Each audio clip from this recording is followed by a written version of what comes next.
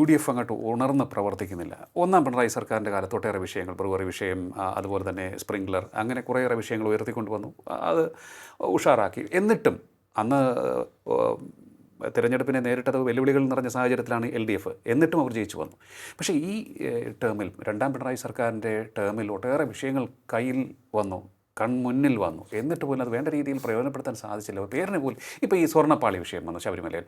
പേരിന് പോലും അവിടെ ഒരു പ്രതിഷേധം ഉയർത്താൻ സാധിക്കാതെ പോയതൊരു ഒരു തിരിച്ചടിയാവില്ലേ? അല്ലെങ്കിൽ അതൊരു മോശമല്ലേ? അല്ല, അതിനകത്ത് ഇപ്പോൾ സ്വർണ്ണപ്പാളി വിഷയവുമായി ബന്ധപ്പെട്ടുകൊണ്ട് മാധ്യമങ്ങളിലൊക്കെ ഇപ്പോൾ ആ വാർത്തകൾ വന്നുകൊണ്ടിരിക്കുകയല്ലേ.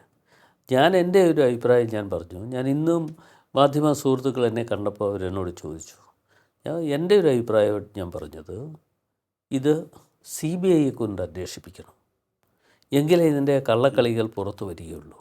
കാരണം ഇവിടെ പിണറായി വിജയൻ്റെ വിജിലൻസ് അന്വേഷണം നടത്തിയാൽ ആ അന്വേഷണത്തിൽ ഏറ്റവും അവസാനം കുറ്റവാളികളായി മാറാൻ പോകുന്നത് ഏതെങ്കിലും അവിടുത്തെ പാവപ്പെട്ട ഉദ്യോഗസ്ഥന്മാരായിരിക്കും. അവരുടെ തലയിൽ വെച്ച് കെട്ടി ഇന്ന് അതിൻ്റെ പിന്നിൽ നിന്നുകൊണ്ട് പ്രവർത്തിച്ച ആളുകൾ രക്ഷപ്പെടുന്നതിന് വേണ്ടിയുള്ള നടപടിയിലേക്ക് പോകും. അതുണ്ടാകാൻ പാടില്ല. അതുകൊണ്ടാണ് CBI അന്വേഷണം തന്നെ ഉണ്ടാകണം എന്ന് ഞങ്ങൾ ആവശ്യപ്പെടുന്നു.